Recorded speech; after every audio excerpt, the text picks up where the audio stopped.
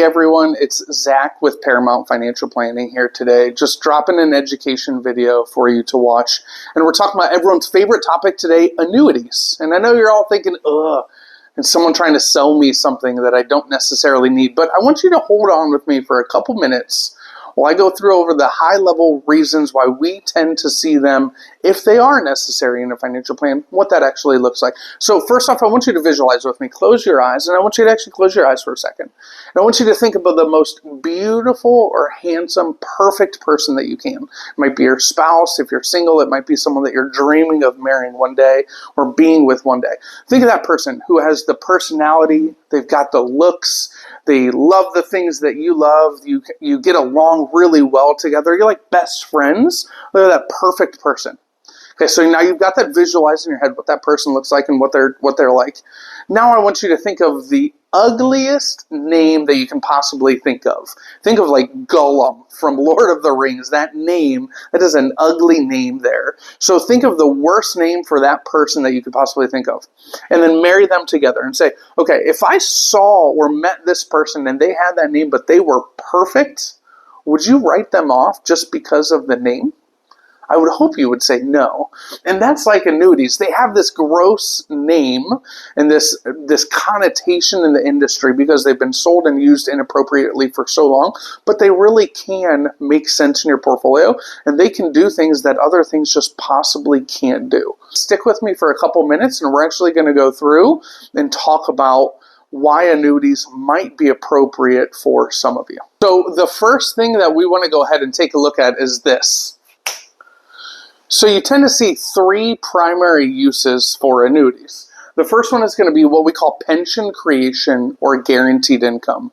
We want to make sure that we are using annuities as efficiently as possible, that we are really maximizing the benefit that we can receive from it.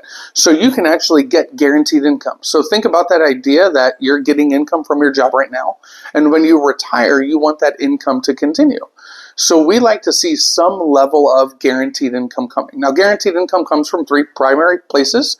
It's either going to be Social Security, a pension that you already have, or from using an annuity to create that guaranteed income.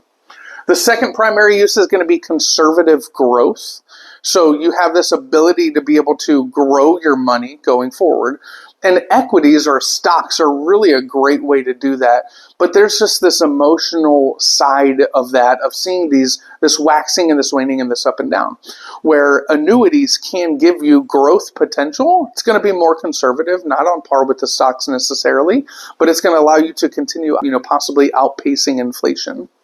And then lastly, legacy planning. If you're saying, I really want to make sure that these family members receive XYZ, or that this charity is receiving something specific.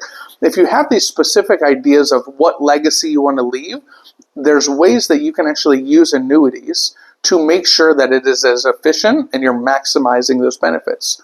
But the key here is the don't, in that you're not combining any of these. You can combine them, and there are annuities that do both, but the key is that they're not maximizing each of those. You're going to get the most guaranteed income out of something that's not also trying to grow, or you're going to get the most growth out of something that's not also trying to give you guaranteed income.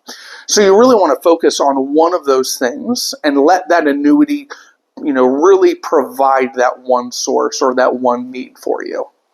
Next we have, so the next thing that we want to talk about is implementing these at the right time. If you're really looking for guaranteed income or conservative growth, you want to make sure that you're putting it in to these types of products at the right time. You might not want to start a guaranteed income product when you're 20 years old. We use this saying in the market, and you'll see here, don'ts, time in the market versus what's called timing in the market. You actually, if you're younger, and this is where I put this over on this side as a don't, if you're younger, you have the time to be able to weather the risks, the ups and downs of the market. And we know historically that stocks or equities have actually performed at a higher rate of return, and a well-diversified portfolio. We can still talk about that. But the equities have performed at a higher rate of return than any type of annuity products. And so you're not typically going to want to implement them while you're younger, because you're going to want to see that growth over your lifetime. Then once you get nearer where where retirement is starting to come into focus, that's when you might want to start implementing some of these. When you don't feel like you can weather the storm anymore. When the waxing and the waning of the stock market is getting to be a little bit too much for you, or you're saying, okay, I actually know what kind of income I'm going to need in retirement. Let's start getting prepared for that. So you just want to make sure you're implementing these at the right time. The next thing that we have, anyone who tells you that annuities aren't confusing is probably trying to pull the wool over your eyes. Now, I'm not going to guarantee that, but they can absolutely be confusing. There's a lot of stuff that goes into how they're created. Insurance companies or insurers need to actually make money as well, so they can be confusing. So one thing that we always encourage is understanding your fees. There's typically some type of fee built into the annuity, whether it's, they're going to lower the amount that you can make on the money, your growth, or there's actual fees that you're charging.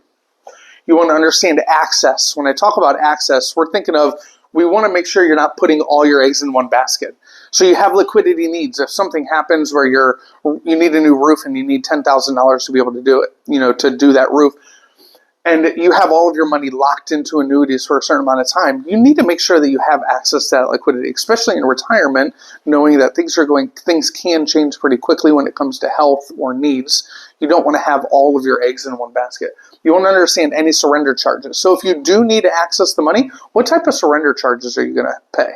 Now, ideally, in the perfect world, you won't ever have to pay any type of surrender charges because you're going to have the liquidity needs set aside so that you don't have to actually access the annuity except for what it's actually used for. And lastly, riders. There's a lot of bells and whistles that can be thrown into annuities. And those bells and whistles typically cost money. And so you're going to pay more. It's kind of like driving a Cadillac even though you only have Toyota need and taste. So you don't want to pay for something that you're not actually using. So you want to make sure that you fully understand it. Again, it can get a little confusing, but if you're working with the right advisor, they should be able to explain how it works and really how it benefits your situation pretty well. Next, we have understanding the purpose. And this actually sounds kind of redundant because we talked about knowing the purpose up here, but it's so very important to understand, what is this annuity actually doing for your financial plan? What problem is it solving? What a lot of people tend to do is they compare it to other products. So think stocks and bonds. An annuity is never going to perform just like a stock and bond. So if you start saying, I have this annuity that's growing conservatively, but it's not doing what the stock market's doing, well, that's because it's not supposed to. Annuities really are a way to create or to use in these types of situations, but it's also this emotional relief of knowing that you have some type of contractual guarantee there that's going to help you sleep at night. Again, we always go back to this idea of behavioral finance and being able to stick with the long-term plan. And sometimes when you're emotional, or sometimes when you're worried about what your portfolio is doing, or not having enough income one month when you're in retirement, or not keeping pace with inflation, that can make you really nervous and take away from that sleep. So the annuity can come in and take a place in part of your portfolio in helping you feel a little bit more assured and what that looks like. So it's very important to understand its purpose and not to compare it to other products, because there's always going to be a difference there.